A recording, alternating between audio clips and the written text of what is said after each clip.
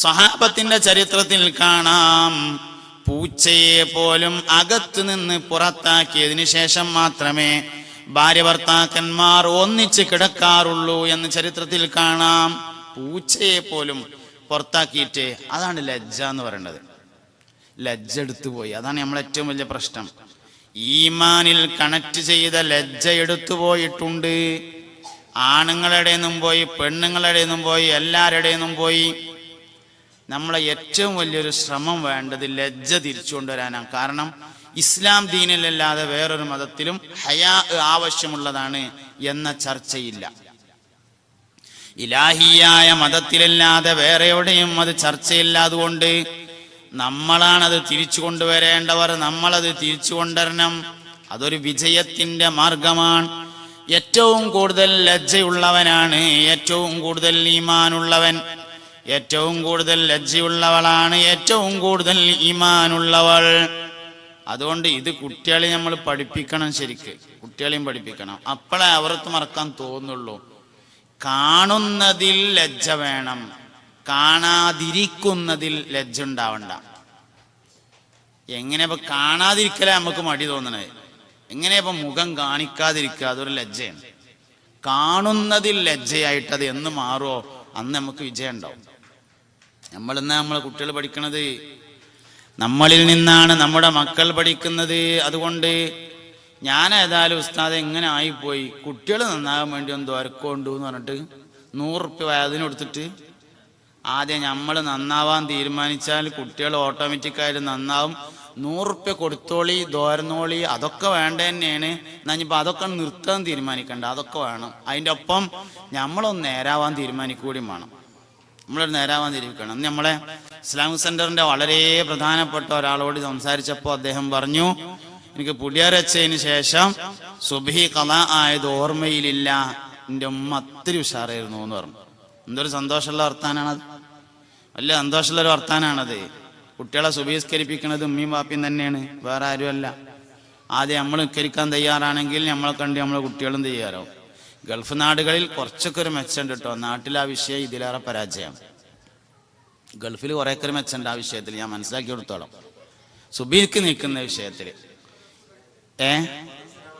വാരസുള്ളതുണ്ട്.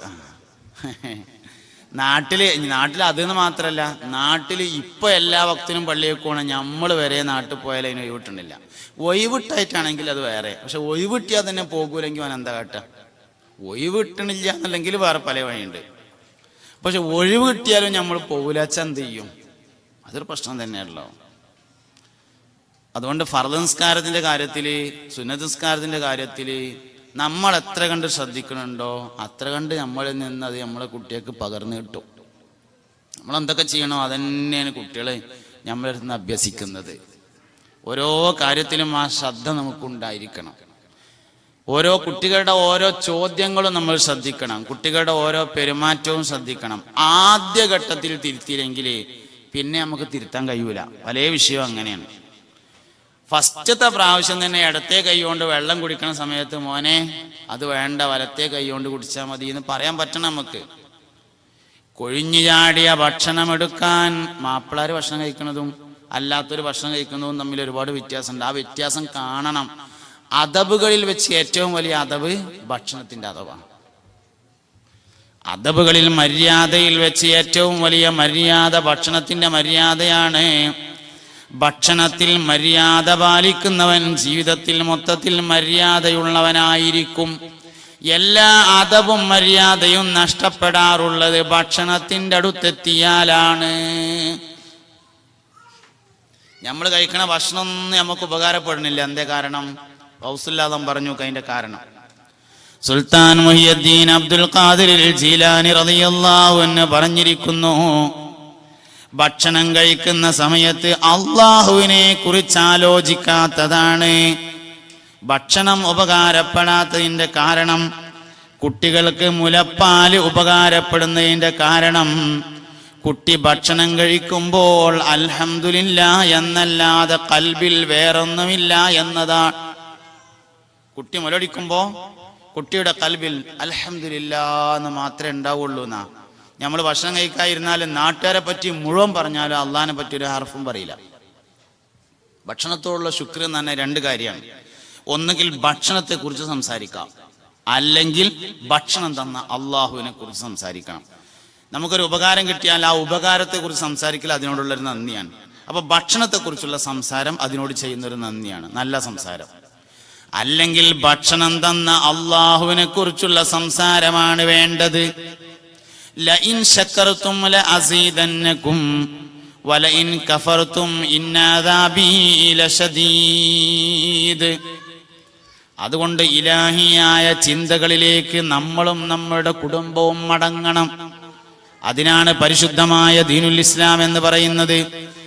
എപ്പോഴും നമ്മൾ അള്ളാഹുവിനെ കുറിച്ച് ആലോചിക്കുന്നവരാവണം. നമ്മുടെ കുടുംബവും അങ്ങനെ ആവണം. അത് വളരെ പ്രധാനപ്പെട്ട ഒരു കാര്യമാണ്. ദീനിന്റെ ഓരോ കാര്യങ്ങളും നമ്മുടെ കുടുംബത്തിലൂടെ ഇങ്ങനെ കൊണ്ടുവരണം. ആദ്യം ഭക്ഷണത്തിലെ മര്യാദ മുതൽ തുടങ്ങണം. ഭക്ഷണത്തിന് ഒരുപാട് മര്യാദകളുണ്ട്. 2 കൈയും കഴുകണം എന്നാണ് ഭക്ഷണം കഴിക്കുന്നതിന് മുമ്പ്. കുട്ടികൾ അങ്ങനെ തന്നെ ശീലിപ്പിക്കണം. കൊഴിഞ്ഞു ചാടിയ ഭക്ഷണം ജുദാമിനും ജുനൂനിനും ബറസിനും മരുന്നാണെന്ന് മുഹമ്മദ് നബി.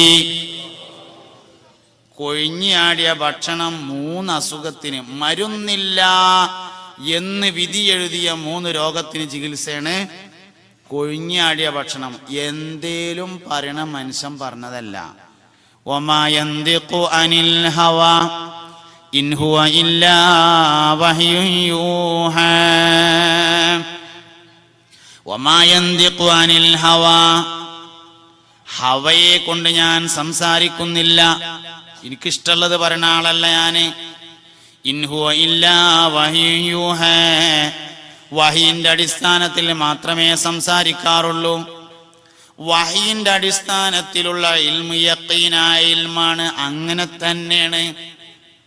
കൊഴിഞ്ഞാടിയ ഭക്ഷണം 3 രോഗത്തിന് ചികിത്സയാണ്. ജുനൂനിനും ജുദാമിനും ബറസിനും, ഭ്രാന്തിനും വെള്ളപ്പാണ്ടിനും കുഷ്ഠരോഗത്തിനും ചികിത്സയാണ്. അങ്ങനത്തെ ഒരു മരുന്ന് നമ്മളെ പെരയിലുണ്ടായിട്ട് എന്താ നമുക്കത് കഴിച്ചാല്? അങ്ങനത്തെ ഒരു മരുന്ന്. പിന്നെ മാത്രമല്ല, ഒരു സാധനത്തിൽ നിന്ന് നഷ്ടപ്പെടാൻ എപ്പോഴും ശ്രമിക്കുക അതിലുള്ള ബറക്കത്തായിരിക്കും. ബർക്കത്ത് എത്ര കിട്ടിയാലും മതിയാകാത്ത സാധനമാണ്, ആർക്കും മതിയാവില്ല. അതുകൊണ്ടാണല്ലോ ഭക്ഷണം കഴിക്കുമ്പോൾ ആദ്യം അവനാന്റെ പ്ലേറ്റ് കിടണം എന്ന് പറയണേ. ബർക്കത്ത് വേറെ ആൾക്ക് കൊടുക്കാൻ മാത്രം ഇല്ല. ബർക്കത്തില്ലാത്ത എല്ലാവരും കൊണ്ടായിക്കോട്ടെ, ഒരു കുഴപ്പമില്ല.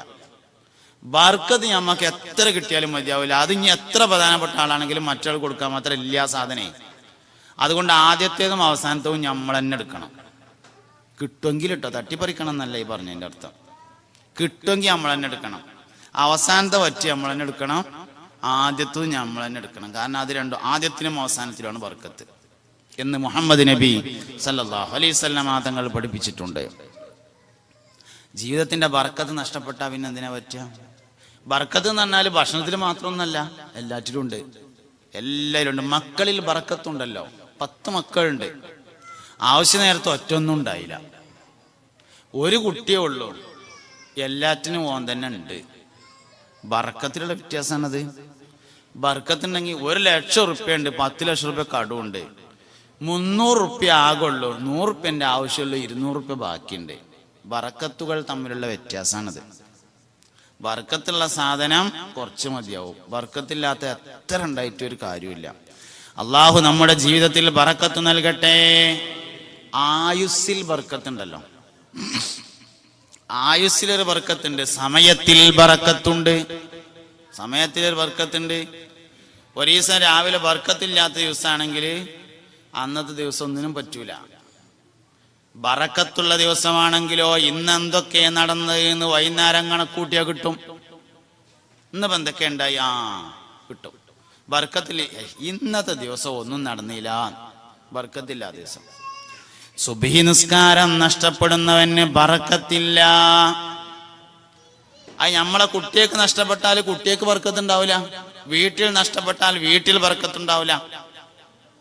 അതുകൊണ്ട് മക്കളെ ആദ്യമായി പഠിപ്പിക്കേണ്ടത് അദബാണ്. ഉമർ ഇബ്നുൽ ഖത്താബ് റളിയല്ലാഹു അൻഹു തന്റെ മകനായ അബ്ദുല്ലാഹിബ്നു ഉമർ റളിയല്ലാഹു അൻഹുവിന്റെ കയ്യും പിടിച്ച് മദീനത്തെ പള്ളിയിൽ ഒരിക്കൽ വന്നു. നബി തങ്ങളുടെ സദസ്സിലിരുത്തി. അള്ളാന്റെ റസൂല് സഹാബത്തിനോട് സ്നേഹ സംസാരങ്ങൾ നടത്തുന്നതിനിടയിൽ ഒരു കടങ്കഥ ചോദിച്ചു.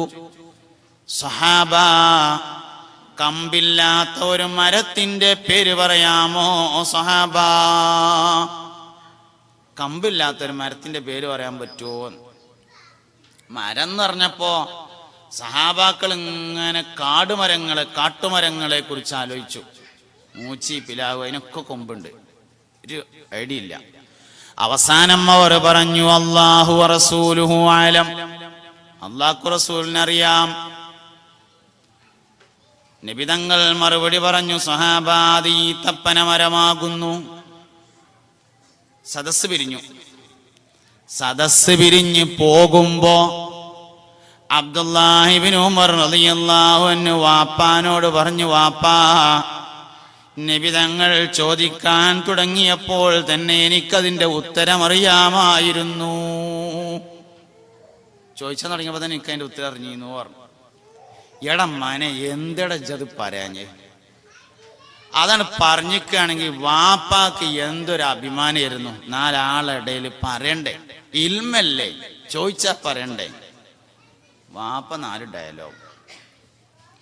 ബഹുമാനപ്പെട്ട അബ്ദുല്ലാഹിബ്നു ഉമർ റളിയല്ലാഹു അൻഹു പറഞ്ഞു, എന്റെ വാപ്പയായിരിക്കുന്ന നിങ്ങളും സയ്യിദുനാ അബൂബക്കറിന് സിദ്ദീഖ് റളിയല്ലാഹു അൻഹും ഇരിക്കുന്ന സദസ്സിൽ ഞാനൊരു ചെറിയ കുട്ടി, അതിനെങ്ങനെ മറുപടി പറയാനാണ്?